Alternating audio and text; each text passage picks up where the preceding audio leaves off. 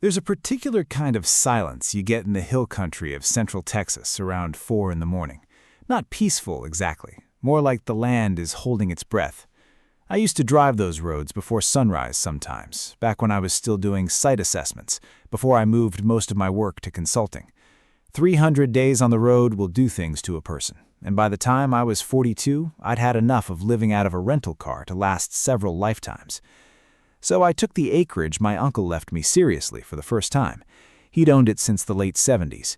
340 acres of limestone and cedar and switchback creek bottom about 20 minutes outside a small city that had been slowly sprawling in our direction for the better part of a decade.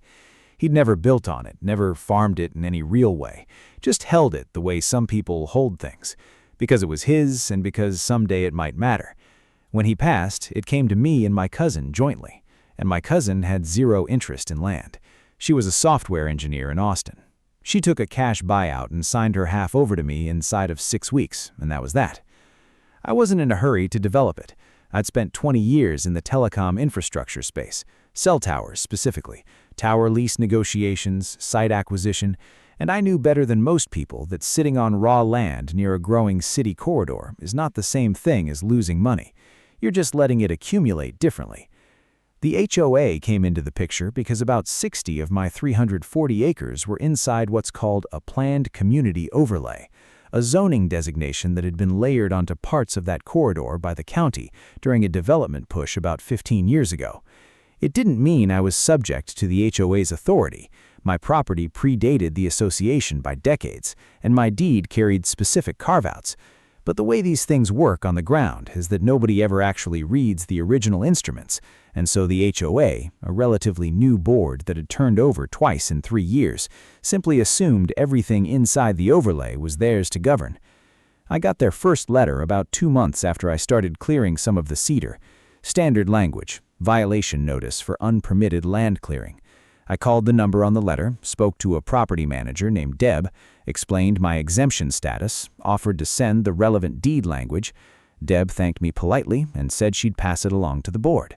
The next letter arrived 26 days later. Different wording, same substance.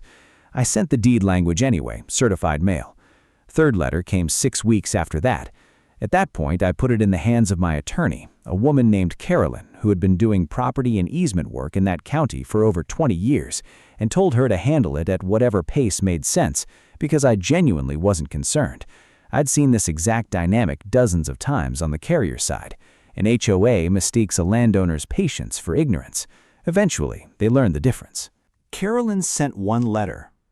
The letter stopped. For about 14 months, nothing happened. I continued the cedar clearing in phases. I had a small barn put up on the north end. I was spending most weekends out there, learning the land the way you can only do slowly, on foot, in different weather. I found a wet weather creek I hadn't known about. I found the remnants of what I think was a livestock pen from before my uncle's time. I found a survey marker that had been moved, not dramatically, maybe 30 feet, but moved. I noted it and moved on.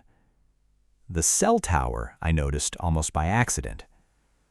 I was driving the county road that runs along the eastern boundary of my property on a Tuesday morning in late October, on my way to meet a contractor about fencing. And there it was, a monopole, maybe 180 feet, already erected, maybe 3 weeks old by the look of the ground disturbance around the base. It sat on a narrow strip of land that ran between my eastern boundary and a drainage easement. I slowed down and looked at it the way you look at something that doesn't quite belong in a sentence yet. I want to be clear about something. In my line of work, you develop a certain fluency with cell tower installations. You know what a properly documented site looks like. You know the paper trail, the lease agreement with a landowner, the title search, the easement documentation, the carrier permits. You know that a tower doesn't just appear. Somebody signed something. Several somebodies. I called Carolyn from the truck. She pulled the county permit records that afternoon. The tower had been permitted under a lease agreement between a regional carrier and here is where it gets strange, the HOA's Community Development Fund. Not a landowner, the HOA. as the presumptive rights holder over a parcel that they had internally designated as common area, despite the fact that by any reading of the actual recorded plat and my deed, that strip of land was either part of my mineral rights buffer or an appurtenant parcel to my tract, depending on which instrument you treated as controlling. The HOA had leased ground they did not own to a cell carrier, and the carrier, and I say this as someone who spent 2 decades working with carriers, had not done adequate due diligence on the underlying title. It happens more than the public realizes. Site acquisition teams are under pressure. Sometimes the title search is cursory. Sometimes the lessor presents documentation that looks legitimate and nobody pulls the original recorded instruments. The lease was for 15 years.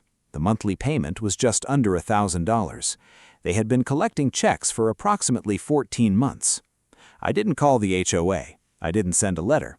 Carolyn prepared a quiet title action and a demand letter to the carrier simultaneously.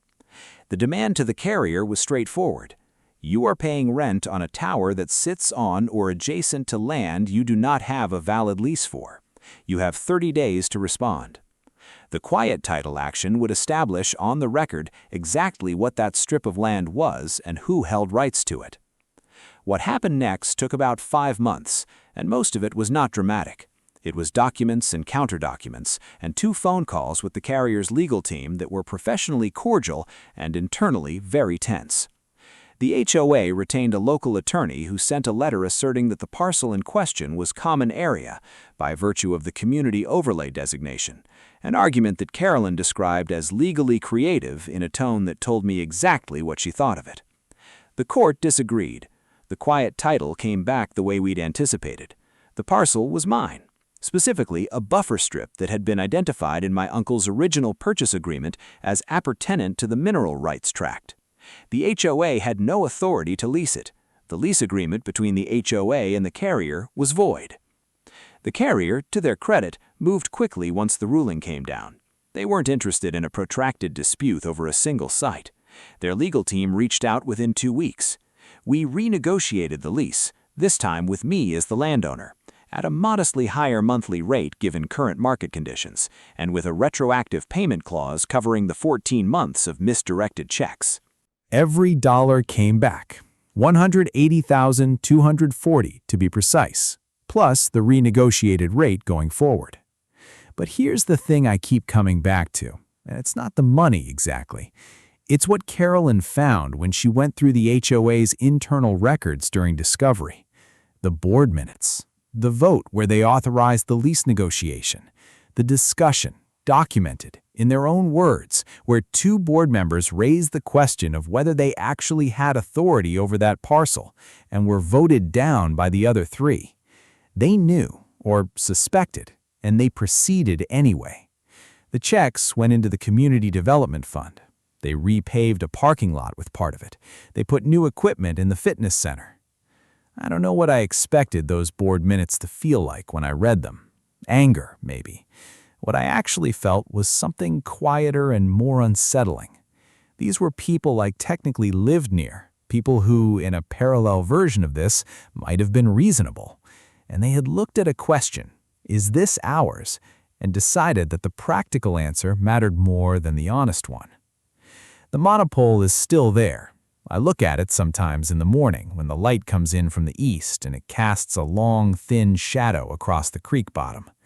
$1,400 a month these days. My uncle would have found that deeply funny, I think. He was a man who believed in holding things, because it was his and because someday it might matter. Turns out he was right about both.